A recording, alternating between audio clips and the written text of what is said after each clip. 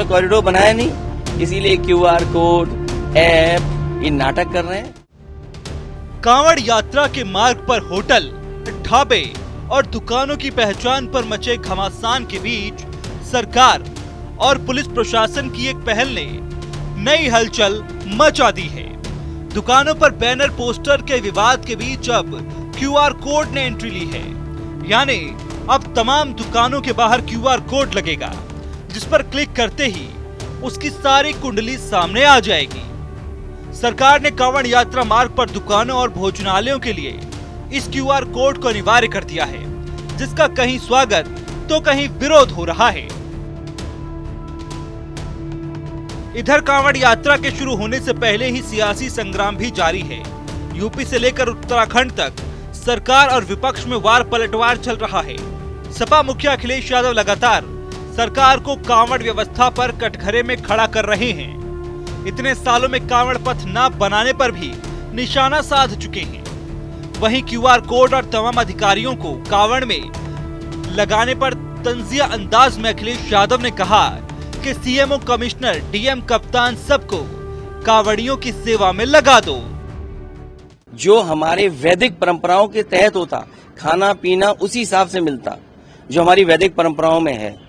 अगर ये वैदिक परंपराओं से जुड़ा हुआ हमारा अगर आयोजन है या आस्था का एक परिक्रमा या हम उसको यात्रा पे निकलते हैं, तो इनकी जिम्मेदारी थी कि वैदिक परंपराओं को मानते हुए कोई ऐसा कॉरिडोर बनाते जिसमें कांवड़ियों को आराम करने का, उनके खाने पीने का, उनके स्वास्थ्य को लेकर के चिंता करते। अब तो इन्होंने कॉरिडोर बनाया नहीं, इसीलिए QR कोड, ऐप, ये नाटक कर रहे हैं। नाटक इसलिए कर रहे हैं क्योंकि अपनी नाकामी छिपाना चाहते हैं। हम तो इनसे कहेंगे कि कमिश्नर, DM, SP को लगाएं सेवा के लिए, खाना वाना की व्यवस्था के लिए, और CO और SDM को लगाएं उनके पैर दबाने के लिए, तो शायद उससे बड़ा आराम मिलेगा उन्हें।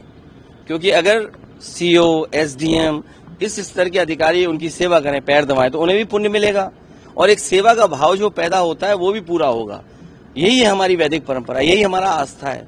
तो मैं उम्मीद करता हूं कि मुख्यमंत्री जी QR कोड तो बना ही रहे हैं, इसके साथ साथ ये भी एक जियो जारी कर दें कि DM, SP खाना स्वास्थ्य सेवाएं देखेंगे और CO और SDM उनके पैर वैर दबा के सेवा करेंगे। सरकार ने क्या इतना ही नहीं, सपा मुख्यालय पर मीडिया के माइकों पर कांवड़ यात्रा के साथ साथ वृंदावन वाले कॉरिडोर को लेकर भी सरकार पर जमकर निशाना साधा।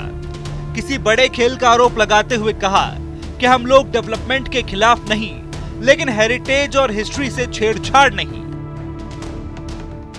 जो लोग ये कह रहे हैं कि हम कॉरिडोर बनाने से वहां पर टूरिज्म को बढ़ावा देंगे और टूरिस्ट को सुविधा देंगे, जिस सरकार ने उत्तर प्रदेश के 9 साल की सरकार और दिल्ली की 11 साल की सरकार, 11 और 9 20 साल की सरकार में न कांवड़ियों के लिए कोई ऐसा कॉरिडोर बनाया जहां वो सुरक्षित और पवित्रता के साथ व्यवस्थित होकर के चल सकें और उन्हें जो सुविधाएं मिलनी चाहिए वो सुविधाएं मिल सकें 20 साल के अंदर। और यही स्थिति वृंदावन की है। ये जो कॉरिडोर बनते हैं, ये भारतीय जनता पार्टी कॉरिडोर बनाती है, लेकिन उसके कॉरिडोर बनाने का एक तरीका है जिससे लाभ उठा लें, अपने लोगों को लाभ पहुंचा लें। अब बात निकली तो दूर तक गई, लिहाजा बीजेपी खेमे तक भी जा पहुंची। अखिलेश के वार पर बीजेपी ने पलटवार करते हुए कहा कि आस्था का सागर है कांवड़ यात्रा। अखिलेश यादव विवाद के पत्थर ना फेंके। समाजवादी पार्टी के कोई भी नेता उनको इससे बाज आना चाहिए। ये कांवड़ यात्रा एक बहुत प्रसिद्ध यात्रा है, बहुत बड़ी आस्था का सागर उमड़ता है।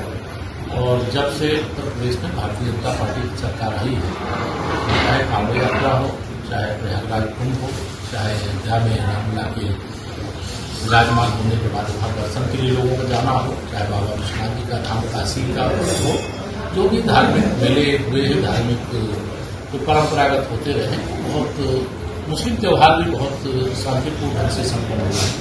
लेकिन समाजवादी पार्टी और उससे जुड़े हुए नेताओं के पास कोई मुद्दा नहीं है, तो मुद्दा विहीन होते हैं, इस प्रकार की हरकत करते हैं। तो उनकी हरकत का जवाब देने के लिए समाज तैयार है और समाज एकजुट रहे, यात्रा सकुशल होगी और यात्रा कोई भी बाधा न दे।